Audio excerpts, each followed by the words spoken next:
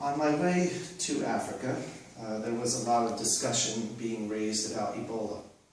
And I told my friends in America that I was coming to South Africa to escape the Ebola outbreak in the United States.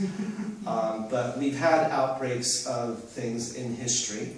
And one of the most fascinating things I found was how a smallpox outbreak, which is much more virulent than Ebola, played a role in the American Revolution. Very few people know about this true incident, which ended up being a situation between the United States and the British, because the British were immune to smallpox at that point, but the citizens of the then fledgling colonies were not. And the American general who knew this, General George Washington, had an experience with smallpox, which also a lot of people didn't know, and he knew that he somehow had to inoculate the American army to be able to, have that removed as something that could be utilized against him. So we start with this poem titled Variolation at Valley Forge, 1778. And this quote, "Was strongly attacked with the smallpox." Diary entry of George Washington, November 17, 1751, age 19. Next entry after recovery was December 12th.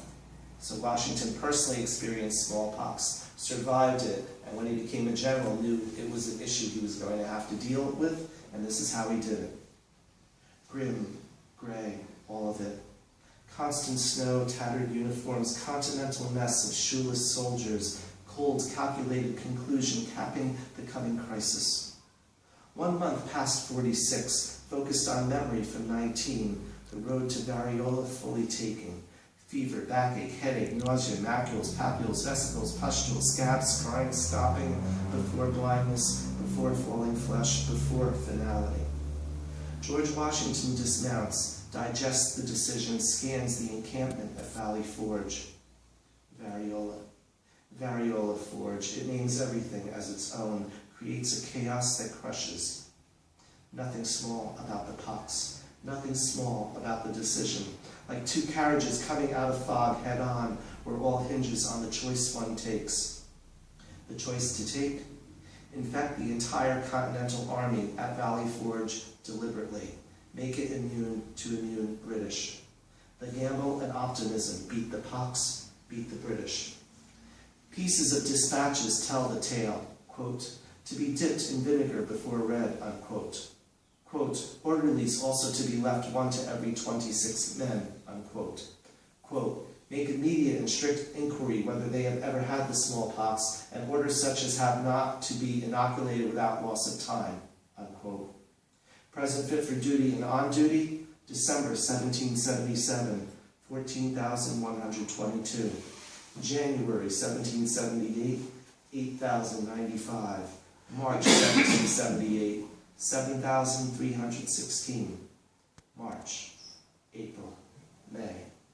Inoculate, inoculate, inoculate. May 1778, 3,800 with pox.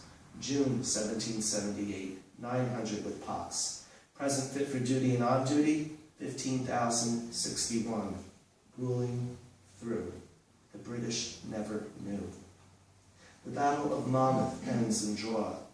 Washington draws his smallpox-free army round, reviews the columns, reviews remnants, minor scars, thinks to himself, one battle, no matter. One war won, one more to go.